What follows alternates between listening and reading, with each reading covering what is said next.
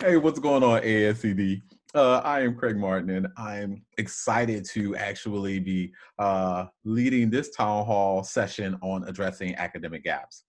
I want to thank the ASCD family for providing this opportunity and platform for us to share and engage, and I'm really excited to share some of the things that I know. Going I like 20 years in the business, like, oh my gosh. Just as you can see below, I am the 2012 ASCD emerging leader. You can definitely check me out on Twitter at CraigMartin12, LinkedIn as well. I'll do my best to share all kinds of resources and things like this.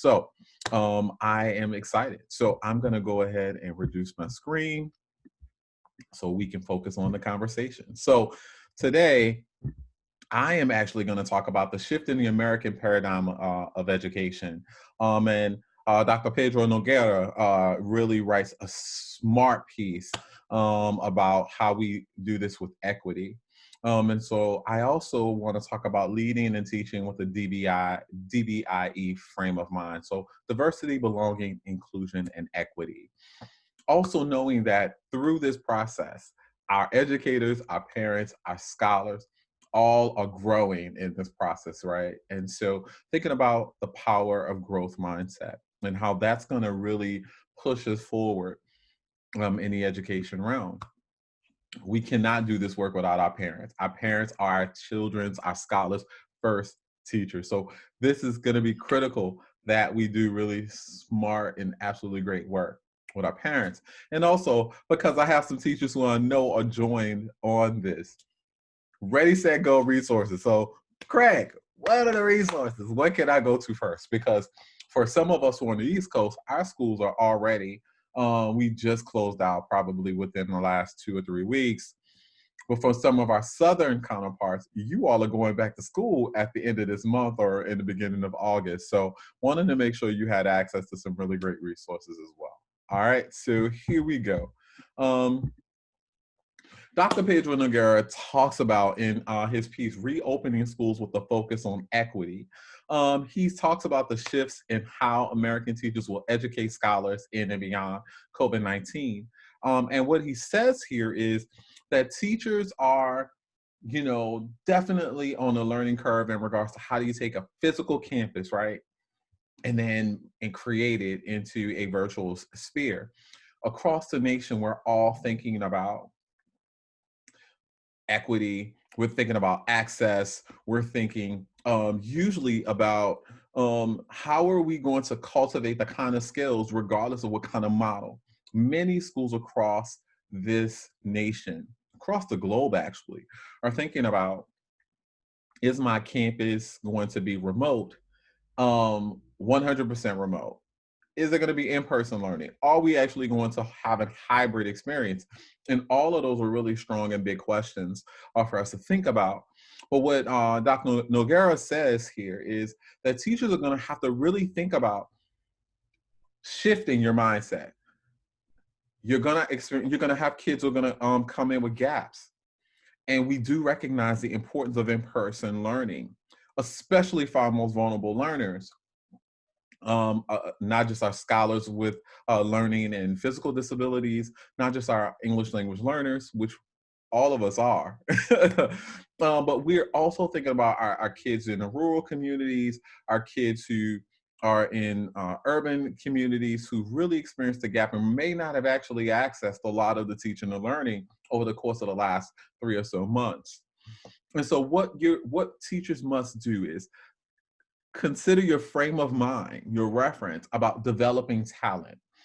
So every scholar we serve actually has incredible capital, cultural capital, intellectual capital. They have a lot of things that they bring to the table. So if you think I'm going to be cultivating their talent, developing it, it's just going to really push you in regards to who you see and how well those kids will respond. Knowing that we're going to be encouraging our students to build their own intrinsic motivation. And the only way to do that is to ensure that our scholars are naming, like setting your goals for the week and being able to talk about how is it that I, as a teacher, will set the course so that you are getting the support you need and I'm leveraging time and resources in order to make sure you get what you need. Also, using assessment as just a feedback tool to guide learning. Assessment should not be a gotcha. It should not be something that is going to really denigrate the contribution of young people who already know that they may have gaps. This is just to say, hey, this is where you are, and so how are we going to build you to get better? And I'll talk a little bit more about that when I talk about growth mindset. And then you want to cultivate a love of learning. Our young people are motivated by different means and different life experiences, whether or not they're living with grandparents, whether or not our kids are they actually have both their parents they're living with. But our kids are coming from different backgrounds. But every kid I know wants to learn something. And they have a love for it. It could be butterflies, it could be dinosaurs, it could be about the Mexican American War. Every kid comes in with some level of interest in things, and so you're really thinking about how are you going to cultivate a love of learning. And that means the kids need to see themselves in the work that we do, in the lessons, in the activities. And you really want to ensure that our kids are seeing themselves in the work. And then finally, knowing our parents are partners. It is critical that we actually see our parents as partners in this, because there is no way we're going to be able to do this work in an absolutely amazing way unless we actually bring our parents along. So I'm going to talk a little bit more about that in a moment. So teaching from a DBIE frame of mind. And so I will continue to name that different schools have different resources. Those may be in the form of literacy specialists. Some people have coaches. Some people have a single building administrator, and it's just like 8 of you in a space. Some of you are in the early childhood centers. Some of you are in, IB programs. But every program that I have experienced in my career, no matter where I've been globally, when you lead from an assets-based and strengths-based mindset, you would be surprised at how well young people will thrive and grow with you. Because when you say, hey, I recognize that you are coming in at this place. So I know some of us are going to be using like Fountas and Pinnell benchmark. Some of you are going to be using different math tools, whether or not it comes from illustrative mathematics, Achieve the Core, UDL. All of this should start with, I'm recognizing you for who you are, right where you are. And guess what? I'm going to make you stronger and better from the moment that you walk in the door. So we're going to use everything that we learned in our initial diagnostics to build from there and say, hey, Johnny, hey, Sue, hey, Lynn, Lee, I want you to know here's where you are. There should not be shame attached to this. You should not be spending your time talking about you're currently reading on the first grade level and you're a fourth grader. Should be none of that. It's just, hey, you are reading at a D right now. What does that mean? You can do these things really well. What are the things I want you to work on? This, and this. And being able to build this up. And you have to say, I'm here with you, so you're not by yourself. Because that's important. Kids need to know, and parents want to know, are you here with me? Also ensure you have equitable access to all the learning materials. So one of the things that I'm thinking about is for those families and those communities that are thinking, hey, Craig, how are we going to make equitable access for all of our young people? Some of this is, some of our learning is smartphone based. Some of us are using tablets. Some of us don't have all of these fancy resources. And so you really have to think, okay, well, what do we have access to?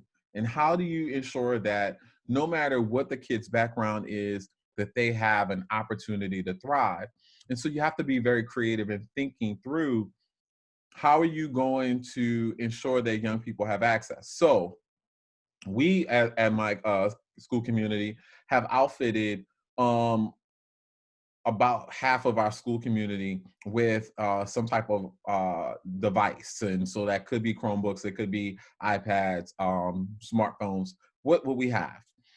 And we've been blessed to say that we have those resources, But we also are showing parents ways that they can use their smartphones to still access and send things and do things. So parents are like, all I have is this phone. Grandma says, all I have, Craig, is this phone. So everything has to come through here because that's the only way I have access to it. So how are we really thinking about using something like Google Classroom or Class Dojo and allowing parents to send photos of the work that their kids are doing to them? And so how are you creating community-based opportunities in writing for kids to actually learn together and critique together? Are there spaces and time for mindfulness and play? And are you building in happy hours or virtual hours where these are the office hours that kids and parents can learn? Because some of our schools, again, are learning virtually and some of them are learning physically. You also want to make sure you are creating safe, welcoming, and inclusive virtual and physical spaces where our scholars feel connected and see their multiple identities alive and learning.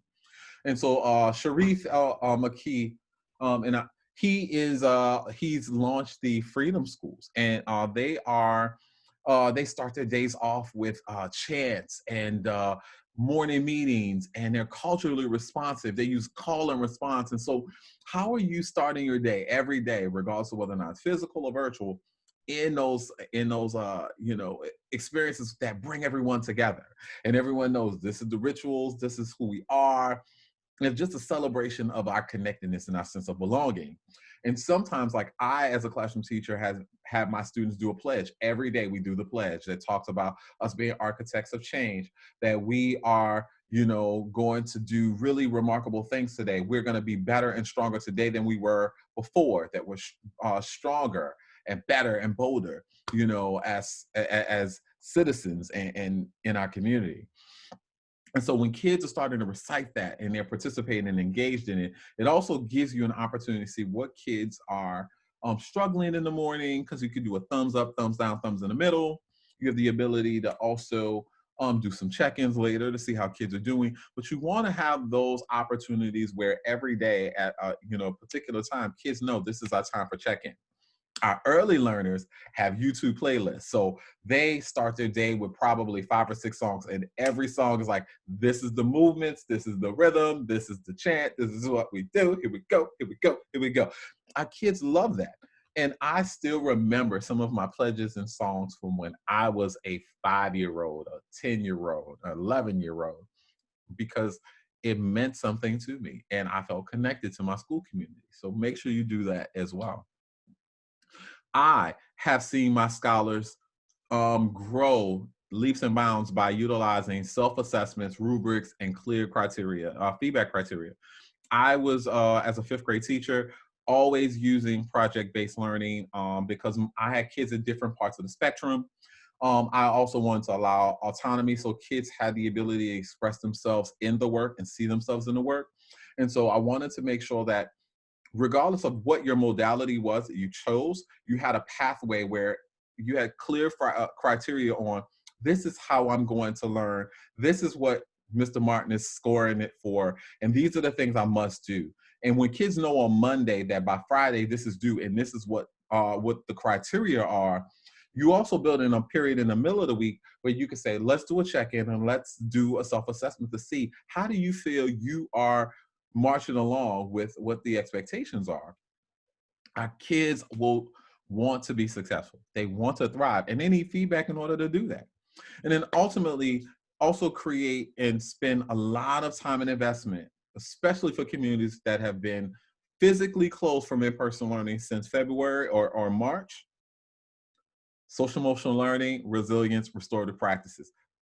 Every day, in every way you can do that, build that up, because we have had some kids who have been traumatized by this COVID experience, and you really want to spend some time in that area. I know from my own personal experiences in the gym, whether or not it's taking college classes or, working on my doctorate, and growth mindset matters. You need to start from the perspective of, I am here for you. So you as an educator are saying, I'm here for you. I am planning to ensure that I'm going to use all of my tools and resources and magic in order for you to get better. And what you do is, as we're trekking along, kids know what the criteria is for them to be successful. They are getting the workshop opportunities, small groups, one-to-one. You keep letting them know you're going to get stronger, you're going to get better. We keep going. You're going to learn from your mistakes. You can do it. And then when they do it, it's like, oh my gosh, you have been amazing. Yay! And so you get super excited about that. And so I know I felt like amazed when I went to the gym and my coach gives me a high five and was like, Craig, you didn't think you could pick up, that 300-pound deadlift, but look at you, you knocked it out. I know how I felt about it. I know how our kids feel about it, because for them, sometimes, that 4-sentence paragraph is that 300-pound, deadlift. For some of our kids, just getting to school was an act of Congress. And so, we could get into talking about chronic absenteeism, but we don't have time on this one. But just know that if you continue to inspire and use really positive messaging and positive narration of our young people, they will rise. I promise you, they will. They will. All right, on to the next. Oh my gosh. So that took you to the growth mindset. So just in case you want, this is a whole ton of resources. I love Edutopia. Go to Edutopia. If you click on my image, it's going to take you to growth mindset resources. So I'm going to take us back to the power of parent partnerships. Our parents are our kids' first teachers. They are. And if you don't recognize that, you need to know. Now you know. But our parents, so we've had virtual town halls, we've had check-ins, text sessions, surveys, everything. Parents just want to know what's happening when. Communication, communication, communication, communication. Continue to communicate. Do leverage as many resources in your school community as possible. We're thinking about language capacity, and you also think about kids who need sign language, because they also are trying to figure out, how they're going to stay connected to the school community. Communication, and investing a lot of time into also leveraging your parents and saying, hey, are you able to communicate with some of our community members and also help us to become a stronger community? It's important. Parent education and workshop classes are critical to the work.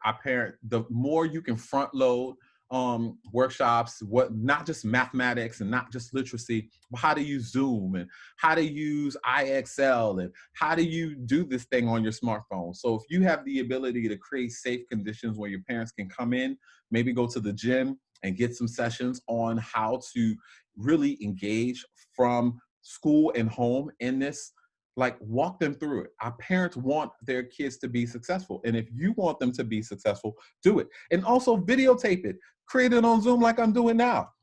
And email it out like, hey, we realized you couldn't get here. We're sending you the video because we still want you to be connected. Connect our parents to all kinds of programs and supports, because our parents have different needs. And so just doing some quick surveys, say, hey, we want to ensure that food insecurity, job insecurity, economic insecurity is not barriers to you being connected to us, and also for us to be a partner. And so let's just make sure we continue to do that. Our parents also have social emotional needs, and so we create virtual happy hours where our parents can just be parents, and they can be like Pam, and Keisha and Suli, just being parents, so that they can talk through what they're experiencing, because they also have needs that need to be addressed. And they also need to be reassured that they're awesome parents, that the school is a partner with them and they're not out there by themselves. And we also have grandparents and aunts and uncles who are also raising young people. And that's also critical to this work. And relational trust is important.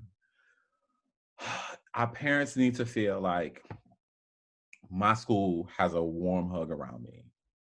They've been there with us and through thick and thin with us, and they've never let our hands go. And that is critical to the work. So if you're looking for resources, at the bottom of the screen here is Global FRP. It's a really great center. So regardless of where you are, you could be in the islands right now, and I'm jealous if you are in the islands, but if you are wherever you are, this could be a really great resource.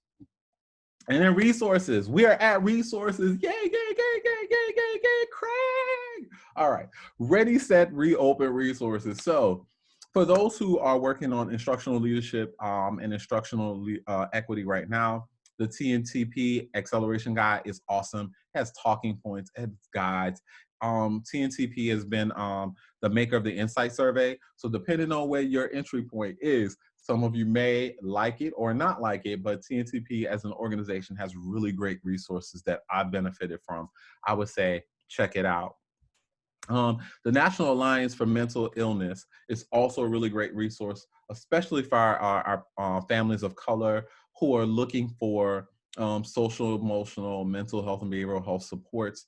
There's a lot of really great tools here. There's a lot of really great tools here that you can use as a practitioner as well that I think are really awesome. And so if you're looking for mindfulness resources, self-care, things like that, if you want to be connected to virtual, physical, clinicians in varying areas, this is also a really great resource. And then we have Edutopia. As I told you, Edutopia is such a great resource for all kinds of things. Here's how you partner with parents in this, because when you're talking to parents about, I noticed that your kid is, reading here, or they have the ability to add and subtract, but they can't multiply and divide yet. Like, parents are then saying, so what do you want me to do? The math is new. And so you could, you're like, okay, why are they coming at me so hard? It's because the math is new. Y'all know this. But how do you actually create an opportunity where our parents are right there with us on the journey? And so there's some different strategies and tools you can use there. I love Castle. The SCL Levers for Change, Social Emotional Learning Levers for Change, is another really great resource as well. It just gives you like an entire mall of self-assessment tools you can use as a social emotional learning community. You should have a social emotional learning leadership team. Like, if you don't, and you should, like, start now, because this is going to be the critical difference between schools that will thrive and school communities that will fail. You think it's academics. You can't actually reach the brain of a young person until you actually spend time developing trust and relationship and sense of belonging.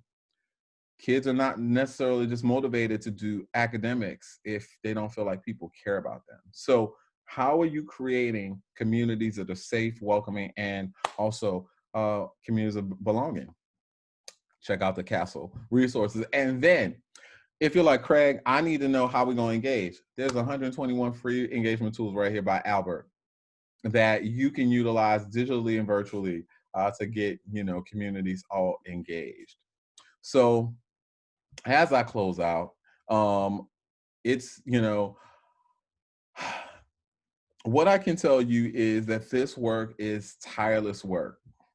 It's part of being great and mighty, and who we are and where we are. And so we have a lot of work ahead of us, a lot of work ahead of us. We are going to have to really spend time expanding teaching and learning beyond the school day.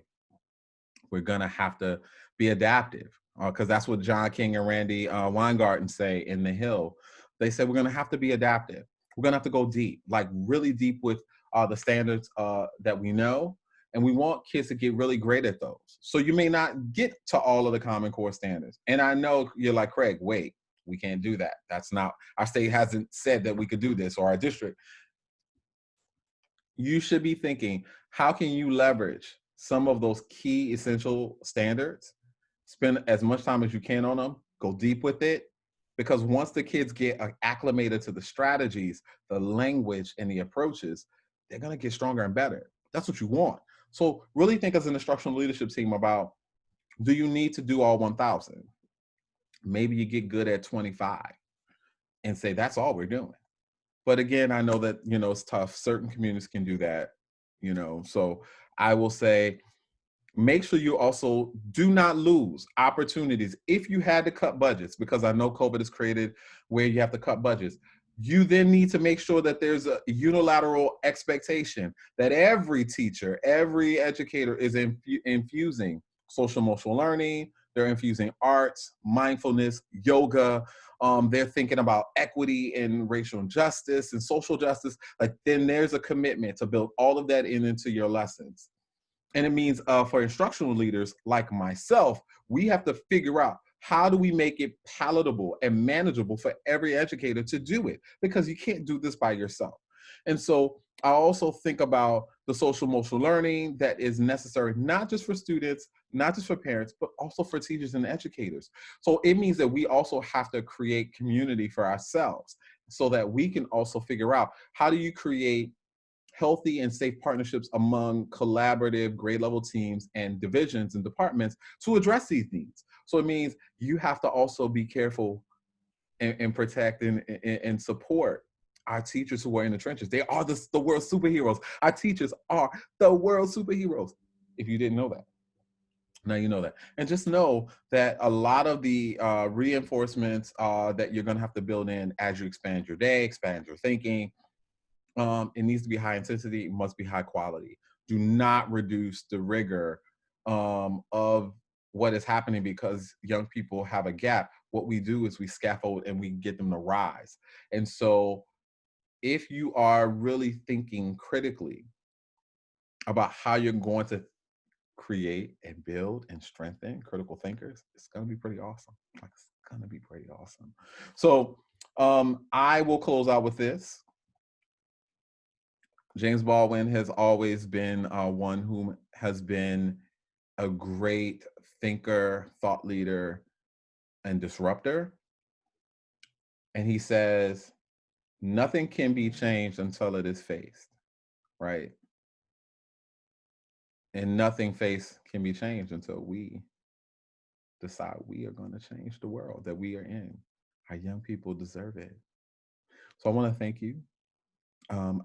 You can see on my, let's see, it's this way. All of my stuff is this way. So connect with me. I'll do my best to continue to be a great servant leader to you and the community. Thanks to ASCD for this opportunity. And I will turn it over to whoever your discussion leader is so that they can continue to work. I send you all blessings, love and light. Y'all take care.